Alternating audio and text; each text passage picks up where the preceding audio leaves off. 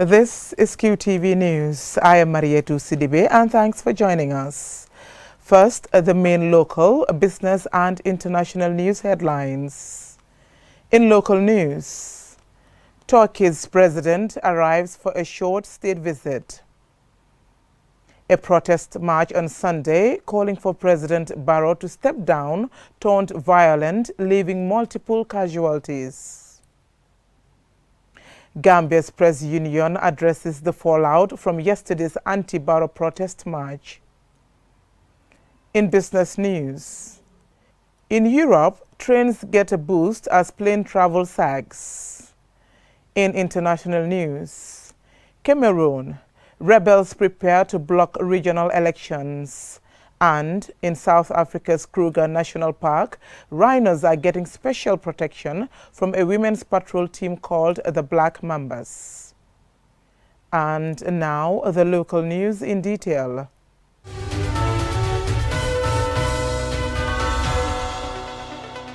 Turkish President Recep Erdogan has arrived in the country for the first state visit by a Turkish president. Accompanied by his spouse Emine Erdogan, President Erdogan was received on arrival by his counterpart President Adama Barrow and wife Fatouba Barrow.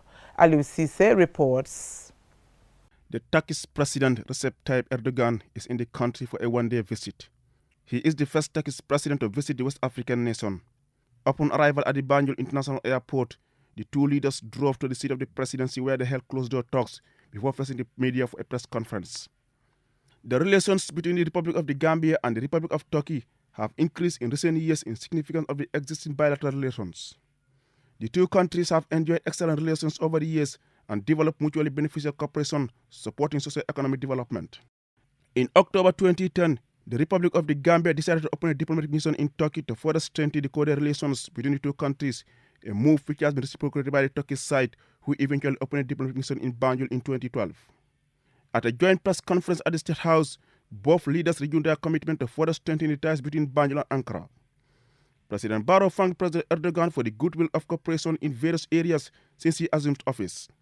Turkey, he said, is very key in the preparation for the hosting of the OIC summit.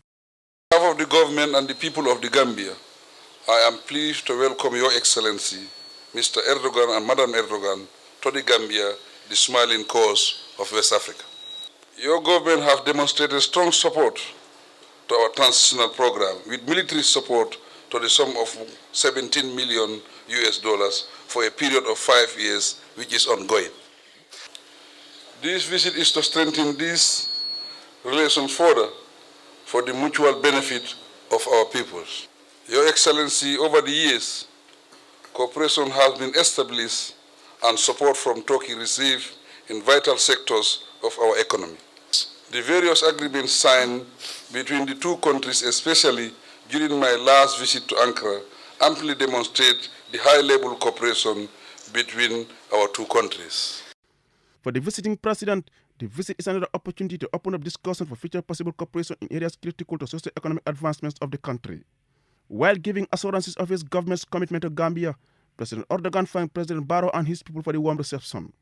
Türk Cumhurbaşkanı olmaktan büyük bir bahtiyarlık duyuyorum. I am very pleased to be the first Turkish president to make an official visit to this beautiful country known as the Smiling Coast of Africa. During the president's visit, we agreed upon to develop and deepen our relations across all areas. Bu doğrultuda somut adımlar atılmasını kararlaştırmıştık. And we determined concrete steps to take towards this direction. I'd like to thank Gambia for carrying the case of the atrocities perpetrated against our Rohingya brothers and sisters to the International Court of Justice in the name of OIC.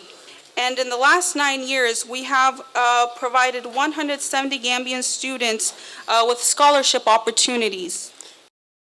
The Turkish government has offered various capacity study programs and training courses designed to enhance capacity building. The two countries have signed significant memorandums of understanding in various fields of development. Reporting for QTV News, I am Aliou Cissé.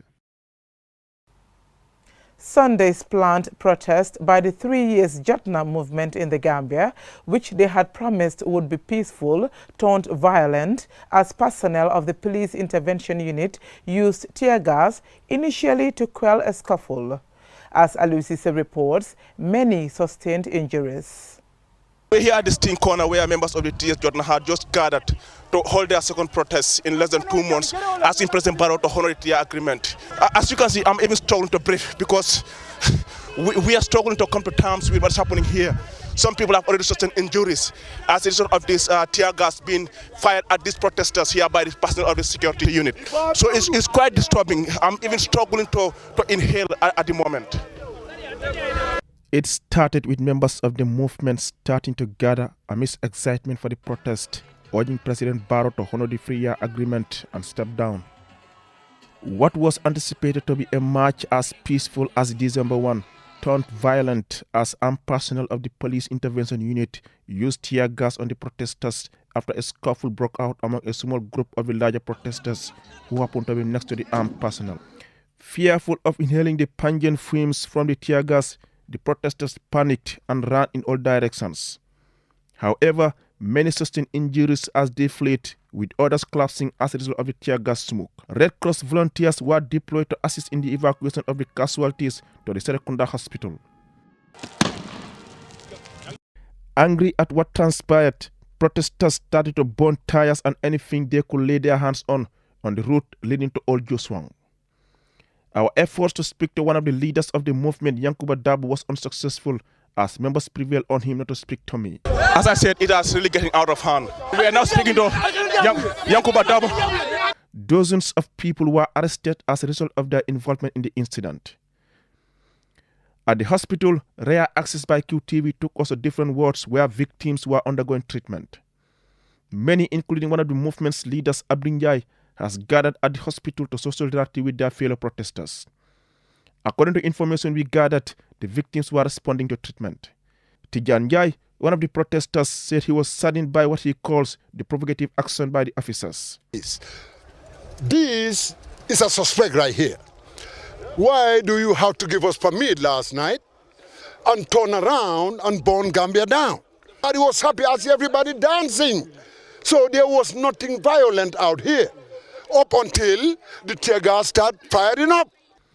The streets were virtually empty with limited movements of vehicles and people as security personnel, including members of the Gambia Armed Forces, were deployed to provide security. Moments after the protesters were pushed back, some residents of Old Joswan came out to put out the fire before the arrival of the fire service. During the incident, the Office of the Inspector General of Police issued a statement announcing it has cancelled the protest permit granted to the movement. There is now uncertainty as to when and how this incident will be resolved or who will shoulder responsibility or blame for a peaceful protest turning ugly. Reporting for QTV News, I am Alusise. The Gambia Press Union on Monday held a press briefing on Sunday's 3 years Jatna protest that turned into a riot, eventually leading to the arrest of 4 journalists and the closure of 2 radio stations by state officials. Amadou Oba attended the press briefing, and this is his report. The Gambia government has issued a press release banning the 3 years Jatna group. During Sunday's protest, security forces made mass arrest of civilians, 4 journalists, and also shut down 2 radio stations in the most severe crackdown on dissent since President Barrow took office in the 2016 presidential election. Sankule Janko, a reporter for Dhaka-based West Africa Democracy Radio, was attacked by a group of protesters who were visibly angry, violent, and armed with sticks. About a dozen armed PIU officers stormed the premises of Home Digital FM in Brikama and King FM radio station at Talending, ordering their closure with immediate effect. The manager of Home Digital FM, Pamodu Bojang, was taken away, detained at the PIU headquarters in Kanifing before he was taken to the anti-crime office in Bijilo. Jibi Jallo, King FM manager, Ibrahima Jallo and Madio Jallo were also arrested by the state officials. Government spokesperson Ibrahima G. Sankare earlier on Sunday in a press release announced the suspension of the 2 radio stations pending the outcome of police investigations saying that these stations violated their licensing terms and conditions.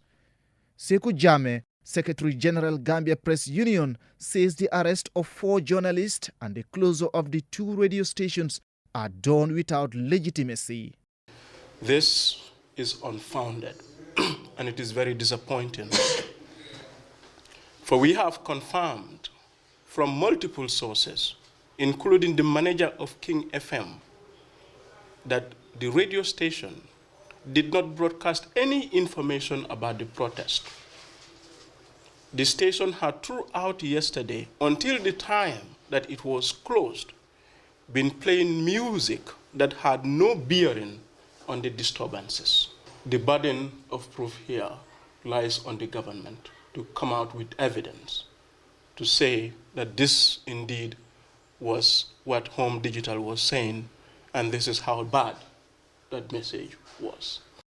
The government statement further warned that any journalist or media that chooses to do business with Operation 3 Years Jotna and or promote their agenda will be in violation of the pronouncement and will face severe consequences.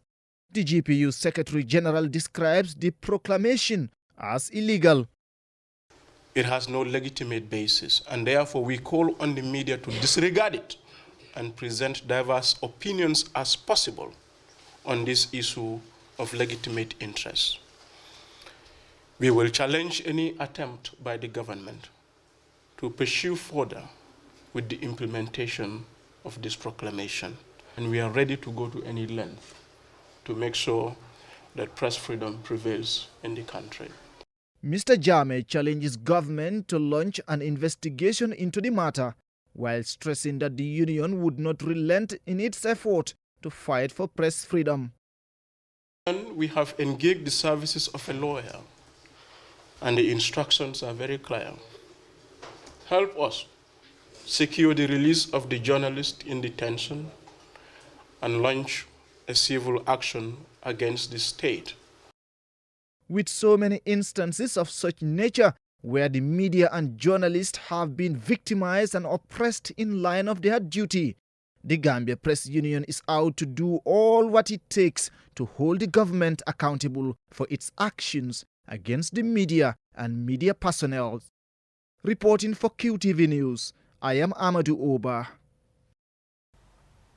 Imam Al-Haiba Haidara, the Imam of Airport Mosque, testifying at the TRRC on Monday, spoke about his arrest and detentions by the NIA just a day before leaving to perform Hajj in Makkah. Babukar C has more. Imam Al-Haiba Haidara recalled the incident of 2005 whilst working as a Hajj guide for the pilgrims going to Mecca on the Gambia International Airline. Imam said he was at a naming ceremony when one Bakari Kasama, the head of the NIA team at the airport, summoned him to the NIA headquarters in Banjul. From the NIA, the airport Imam said he was taken to various security offices, including the police headquarters, before being taken back to the police headquarters, where he was kept in a cell for the night. The Imam said he was questioned about the summon he gave on Friday at the airport mosque. After telling the NIA that he had no knowledge of what they are talking about, he was told he would be transferred to Janjanbureh prisons.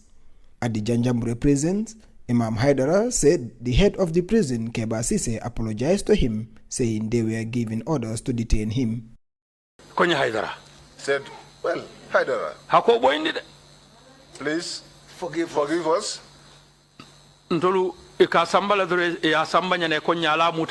For us, they just bring and tell us to keep. Sit down. And I sat down. He said to me, please forgive us. I said, no, there's no offense taken. Imam Al-Haiba Haidara told commissioners that what hurt him most was the fact that he was separated from his family and could not go on to do his work. My presence there did not hurt me because they did not insult me. Nobody beat me up. But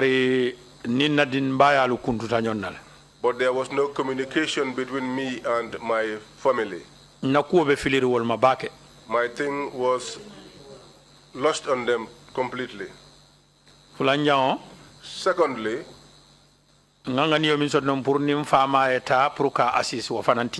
the aim that I had to travel with my father and give him assistance, that too was not possible.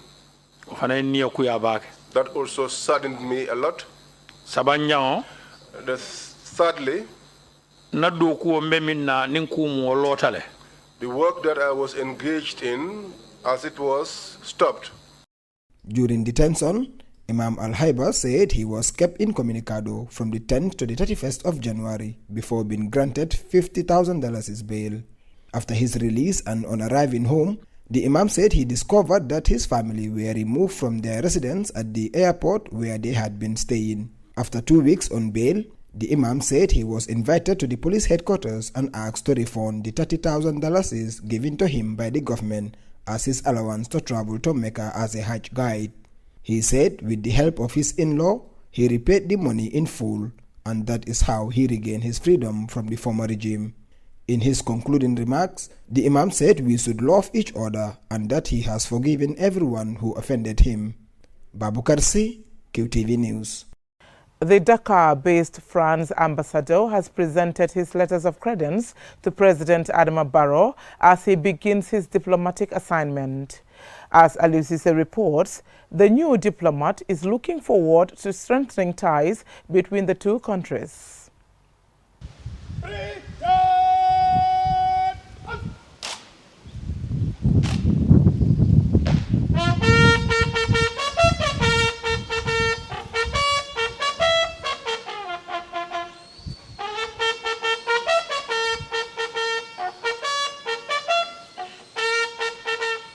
It was the first meeting between the new French diplomat Philippe Lalliot and the Gambian leader President Barrow.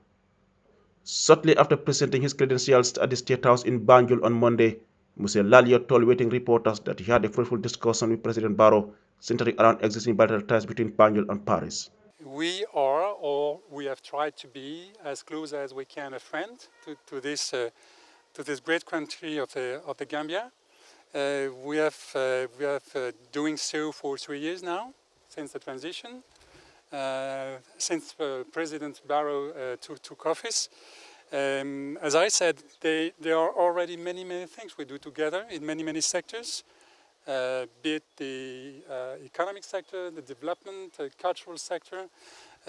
This afternoon I will be witnessing the signing of the convention for a project in the urban water supply.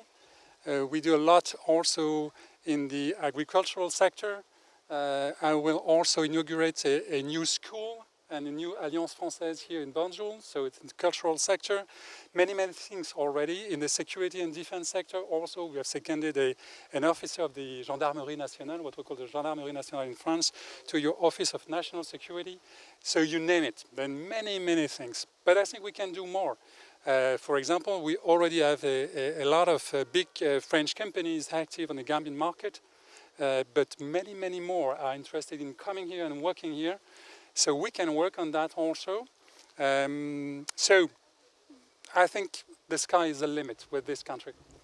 Ambassador Lalliot, who replaces Ambassador Christophe Bigot, had previously served as France ambassador to the Netherlands and had previously been spokesman for the French Minister of Foreign Affairs.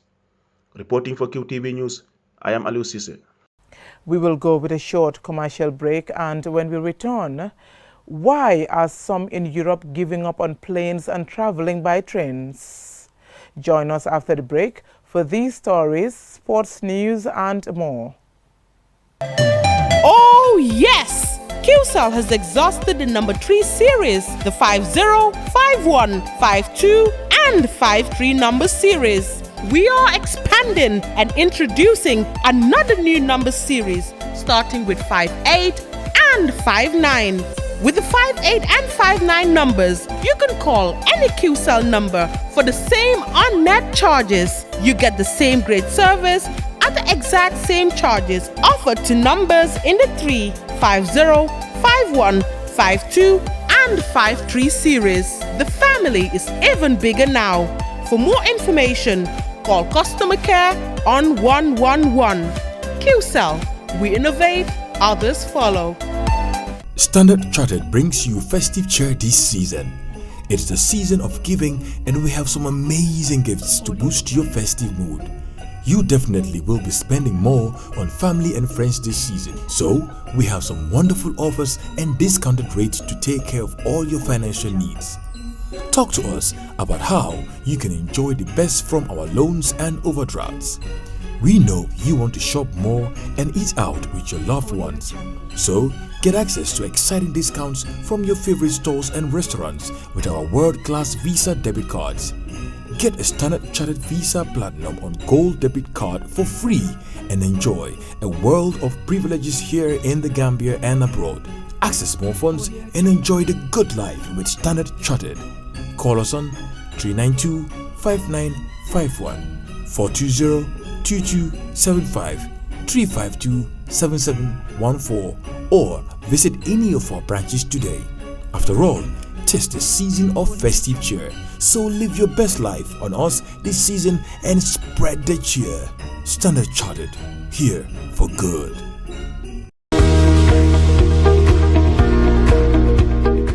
Welcome back.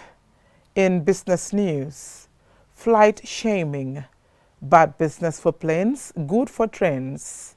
European environmental groups have welcomed a 4% annual drop in air travel via airports in Sweden, where the concept of flight shaming was born. In Germany, too, there has been a 0.4 decline in air traffic last year, for domestic air travel fell more steeply, down almost 2%. Despite the joy of environmentalists, the German Airports Association blames economic, not environmental reasons. To support the claims of environmentalists, Germany's national rail operator, Deutsche Bahn, is registering record numbers of long-distance rail travelers. In the first half of 2019, it carried 71.8 million longer-haul passengers and expects that figure to have reached 150 million for the whole of last year.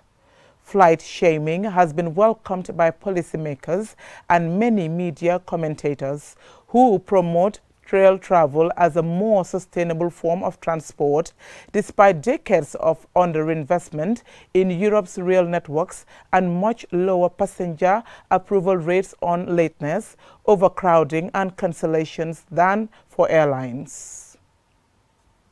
In international news,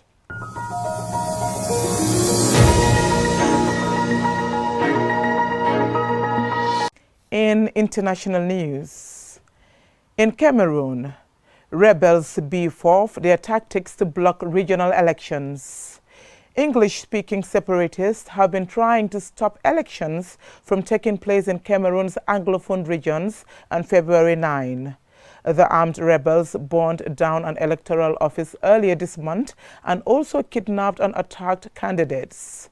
The English-speaking separatists say they are treated like second-class citizens by the French-speaking majority in the former French and British colony and have been waging a rebellion to carve out an independent state they call Ambazonia. The Ambazonia Defense Force says it will restrict people's movement between February 7th to 12th, and anyone seen outside between those dates will be considered an enemy. South Africa. Black Mambas protect rhinos. Every year, hundreds of rhinoceroses are killed by poachers in South Africa's national parks. But in Kruger National Park, the rhinos get special protection from women. The Black Mambas patrol this reserve day and night. Many park rangers sell information to poachers on where to find the animals for high prices. The Black Mambas do not accept this and are spearheading this male-dominated field. Most of the women were unemployed before. Now they are earning money by protecting the animals. Poverty and the high demand for rhino parts is one major reason for poaching, and the Mambas frequently need to convince men in their own villages not to poach. Their goal? To leave their children with a country where rhinoceroses can still be seen in the wild. Here to give us the latest sports news is Momodu Gajaga.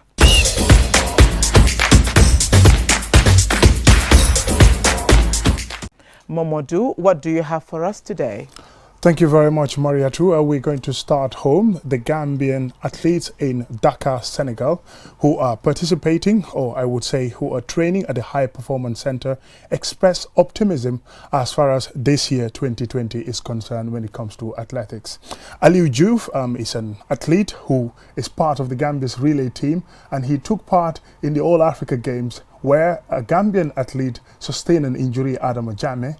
But Aliou Diouf is very much optimistic that they are not only going to make a gold medal in the African Championship, but they even want to qualify to the Olympic Games. And that would be awesome news. Let's hear from Aliou Diouf. Yeah, this 2020, we are not even hoping to win the African senior, but even going to the Olympics with that 4x1 team. 4x1 team. That would be a big dream. Yeah, for sure, honestly. Do you think it's achievable? Yeah, why not?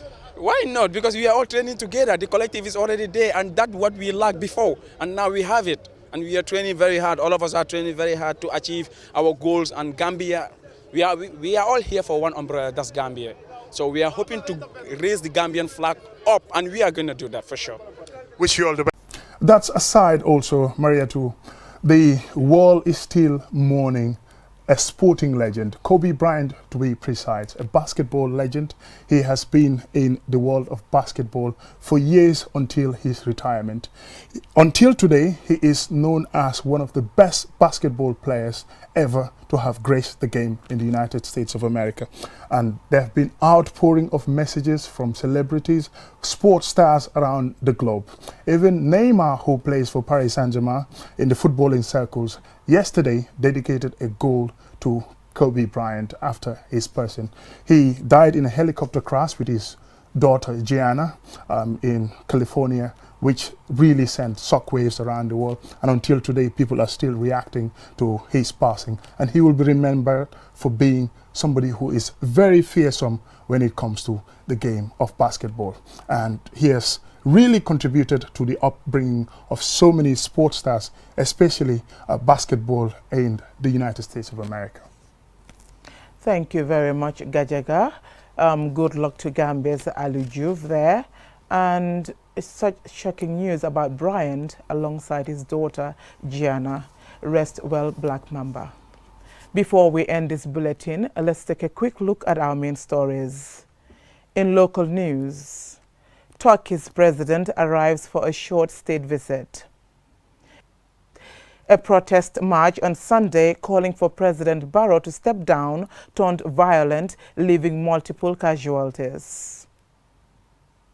Gambia's press union addresses the fallout from yesterday's anti-Barrow protest march. In business news, in Europe, trains get a boost as plane travel sags. In international news, Cameroon, rebels prepare to block regional elections, and in South Africa's Kruger National Park, rhinos are getting special protection from a women's patrol team called the Black Mambas. That's all we have for you in this bulletin. Join us at 10 for another bulletin. Thank you for watching.